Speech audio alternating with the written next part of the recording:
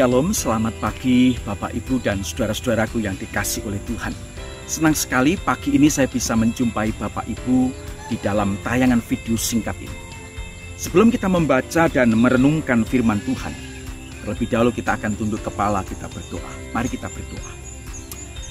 Bapa kami yang ada di dalam surga, kami bersyukur ya Tuhan, pagi ini kami boleh sekali lagi datang kepadamu. Kami bersyukur untuk hari yang baru yang Tuhan berikan kepada kami. Dan kami juga bersyukur karena Tuhan memberikan kesempatan bagi kami untuk pagi hari ini sebelum kami memulai semua aktivitas kami. Kami boleh membaca dan merenungkan firman-Mu. Tuhan, kiranya Engkau berbicara kepada setiap kami dan firman-Mu akan menguatkan hati kami, iman kami, akan membentuk kami menjadi pribadi-pribadi yang semakin hari semakin memuliakan nama-Mu. Terpujilah nama-Mu. Demi nama Tuhan Yesus Kristus kami bersyukur, kami berdoa. Amin.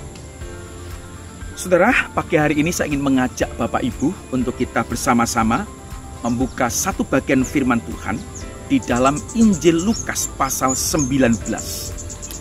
Satu bagian firman Tuhan yang tentu saja mungkin saudara pernah sering dengar dan sering saudara khotbahkan ataupun banyak hamba Tuhan yang mengkhotbahkan bagian ini. Tetapi saudara, pagi ini saya ingin mengajak saudara kembali kita membaca bagian ini. Lukas pasal 19 ayat pertama, ayat 1 sampai dengan ayat yang ke-10.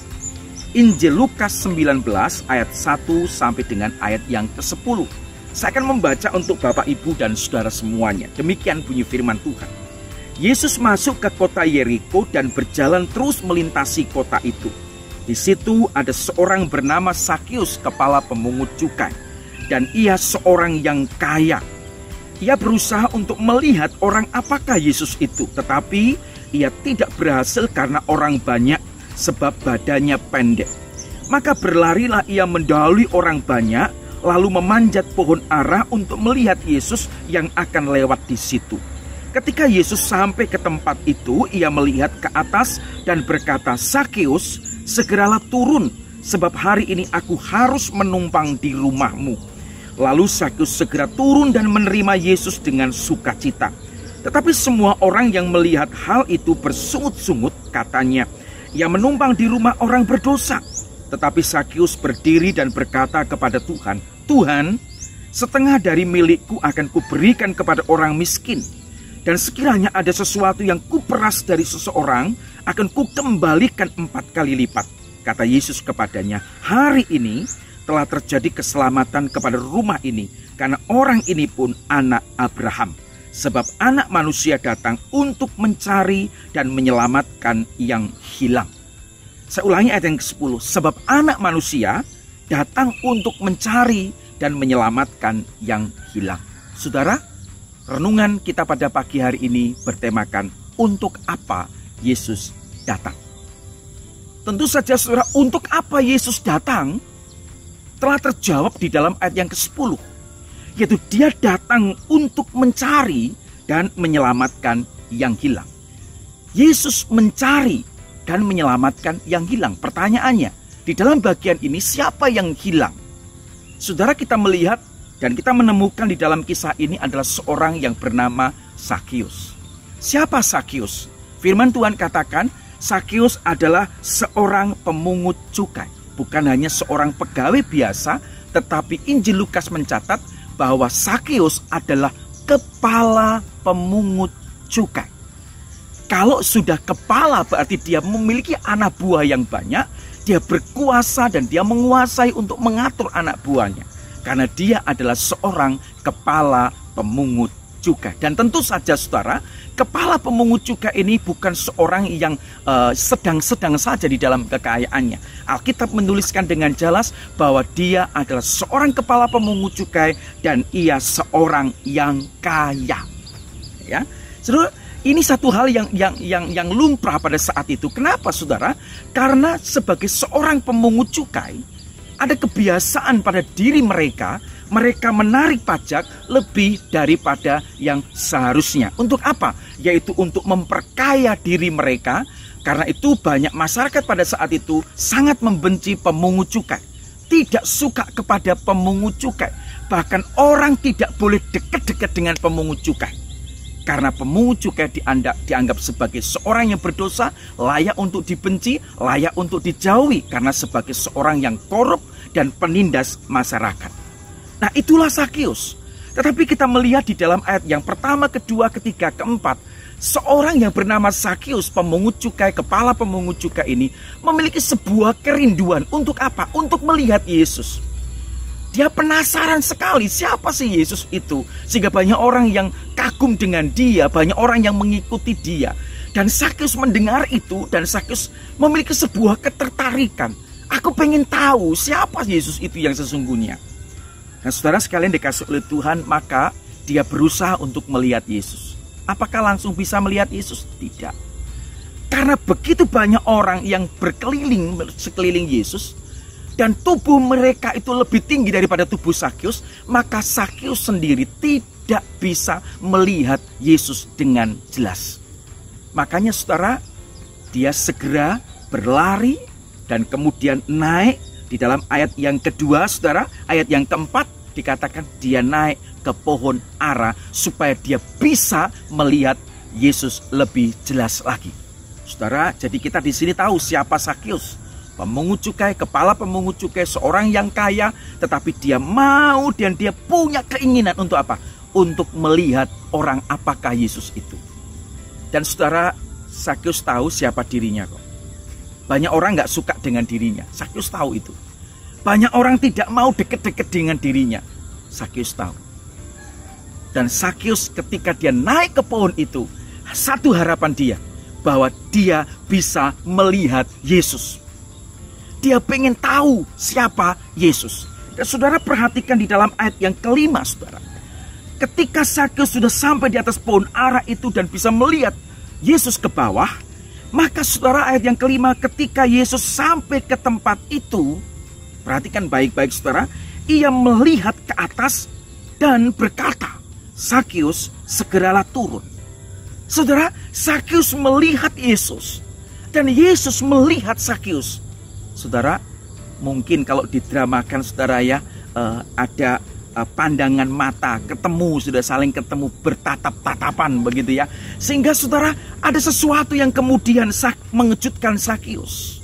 Yesus menyapa Sakeus.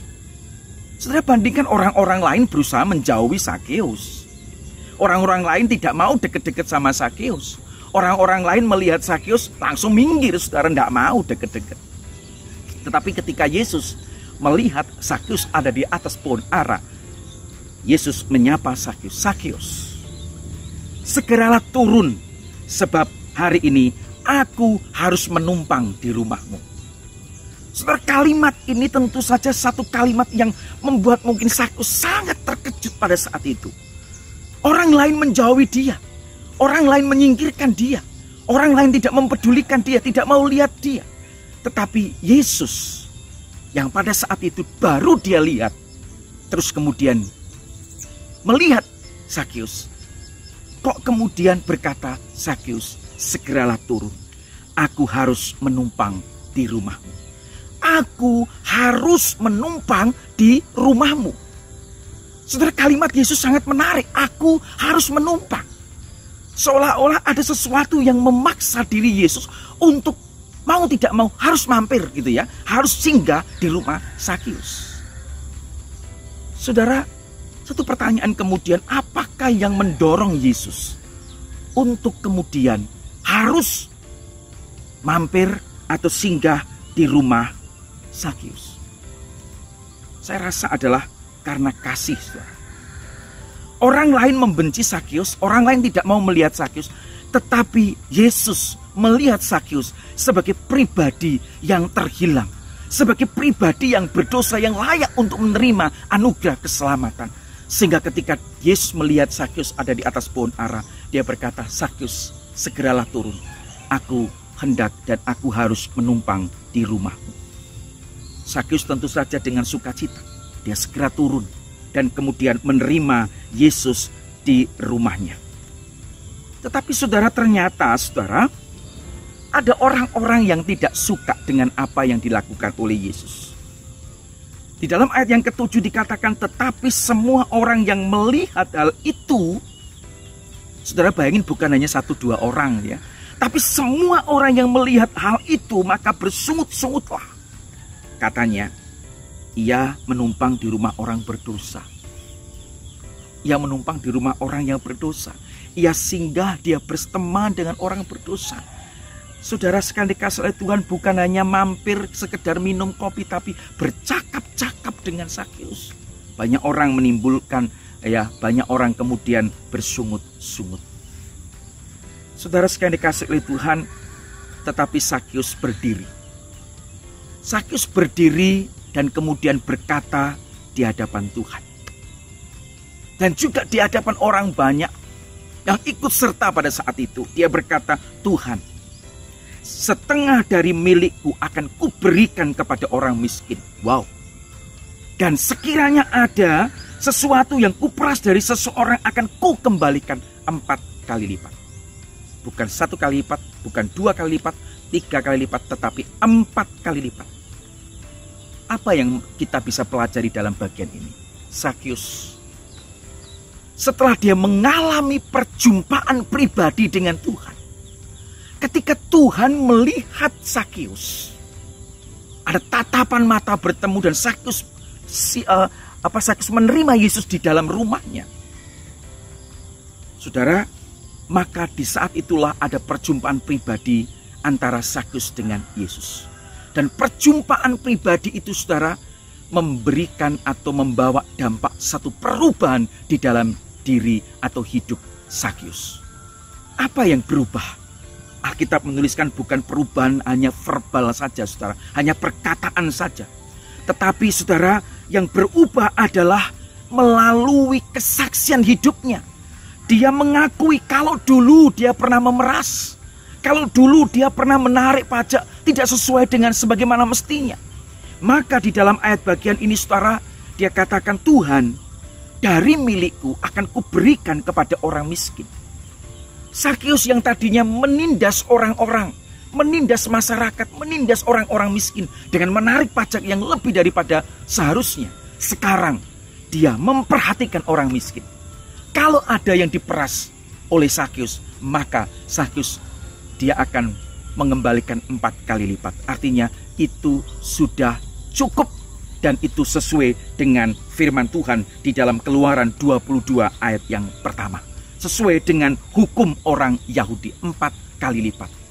Saudaraku yang dikasih oleh Tuhan, firman Tuhan hari ini semoga menjadi kekuatan bagi kita.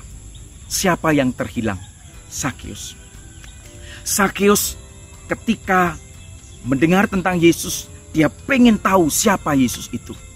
Dan Yesus melihat Sakeus sebagai pribadi yang layak untuk menerima anugerah keselamatan. Dan Sakeus menerima Yesus di dalam rumahnya. Dia menerima Yesus, dia mendengarkan Yesus, dan akhirnya ketika dia sudah bercakap-cakap dengan Yesus, dia mengalami perubahan di dalam hidupnya. Dan perubahan itu dia tunjukkan dengan sebuah kesaksian hidup yang sangat luar biasa. Kalau dia ada yang diperas, dia akan mengembalikan 4 kali lipat.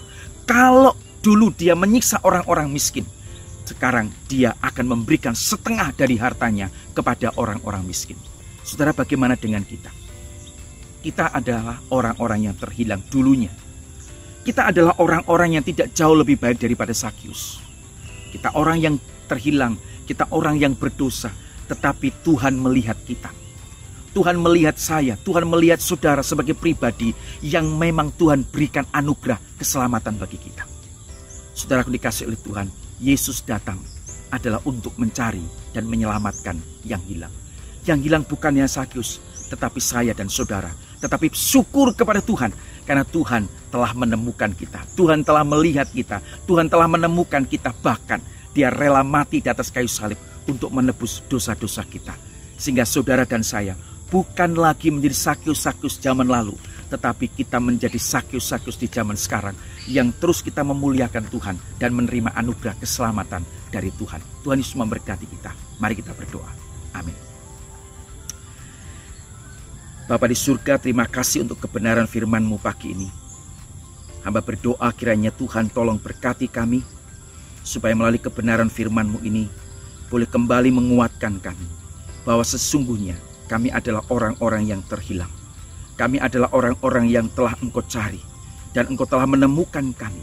Bahkan Engkau rela mati di atas kayu salib untuk menebus dosa-dosa kami. Dan biarlah ya Tuhan, ada satu perubahan di dalam kehidupan kami, seperti juga halnya Zakheus. Ada satu perubahan yang nyata di dalam kehidupan kami, sehingga orang lain boleh melihat di dalam kami ada Kristus, di dalam kami ada Tuhan yang terus memimpin kehidupan kami. Terpujilah nama-Mu ya Tuhan. Di dalam nama Tuhan Yesus Kristus kami bersyukur, kami berdoa. Amin. Tuhan Yesus memberkati kita.